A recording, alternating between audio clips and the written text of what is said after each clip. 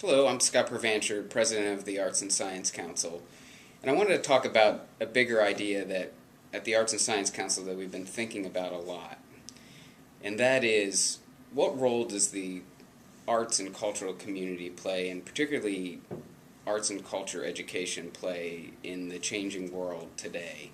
Heard a lot about the pace of change in our world, as well as the globalization of the workforce and just the world becoming a flat place where skills are easily transferable. And I've thought a lot about how does arts and culture connect to that concept. And as I was thinking about that, I got out online and I was looking up a lot of interesting facts to say, well, how is the world actually changing? And there's some really staggering data that I thought really talks about the urgency and kind of positions the urgency to think about this. And one of those was that it took 13 years for the TV to reach 50 million people. And it took the internet 4 years to reach 50 million people. And it took Facebook 2 years. And I only imagine that in a year or so from now, that data point will be updated to say that there's another technology that only took a year or half year to reach that many people.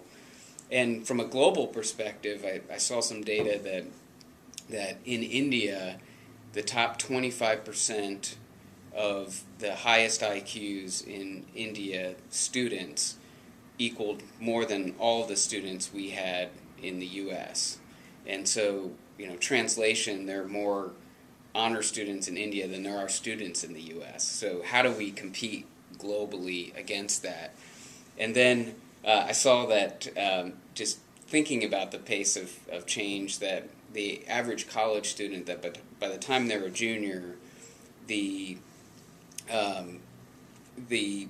skills that they learned when they were first in school were going to be outdated. So, what does all that say? Well, to me it says that creativity, ability to problem solve, learning agility, these are all the skills for the future.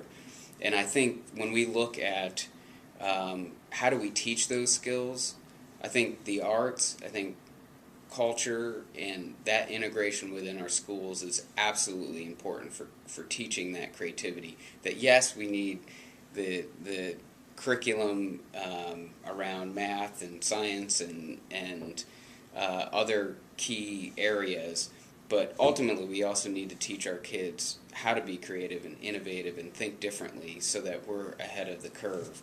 And I think at the Arts and Science Council we spent a lot of time about how do we ensure that within our community.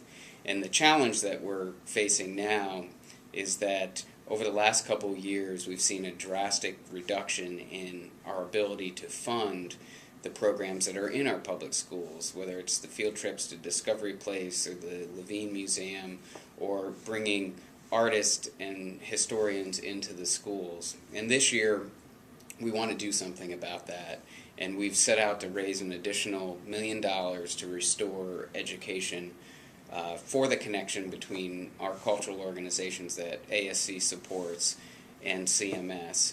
And I'm pleased to also say that we've gotten a bump in that effort.